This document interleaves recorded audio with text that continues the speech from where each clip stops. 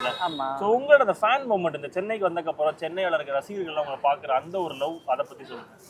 Okay. அது எனக்கு இன்னைக்கு வரைக்குமே புரியாத ஒரு அன்பு தான். புரியாத அன்புனா தெரியும் என் மேல பாசம் வச்சிருக்காங்க. இந்த அலாதி பாசம்னு சொல்லுவாங்கல்ல, அது எனக்கு உண்மையாவே ஒரு ஆச்சரியம் தான். இப்ப கூட ஒருத்தவங்க வந்து பூ குடுத்துட்டு போனாங்க. முதல்ல அவங்க ஹஸ்பண்டுக்கு வாங்கிட்டு வந்த பூவை எனக்கு குடுத்துட்டு போனாங்க பாசமா.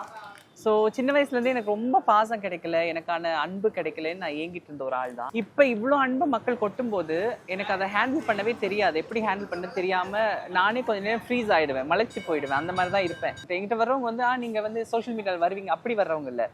ஒரு நிமிஷம் அவங்க அப்படியே பூரிச்சு போய் ஏதோ ஒரு விதத்தில் நான் அவங்களுக்கு டச் பண்ணியிருப்பேன். என்னோட வார்த்தைகள் மோட்டிவேட் ஆயிருக்கும். நான் சும்மா ஜோக்குக்கு பண்ணது ஜிம் போங்கடான்னு, அது வந்து நிறைய பேர் லைஃப் உண்மையாவே டச் பண்ணி நீங்க ஜாலியா திட்டுவீங்க, படுத்துட்டு இருக்க அது நான் விளையாட்டா செய்ய ஆரம்பிச்ச ஒரு விஷயம்.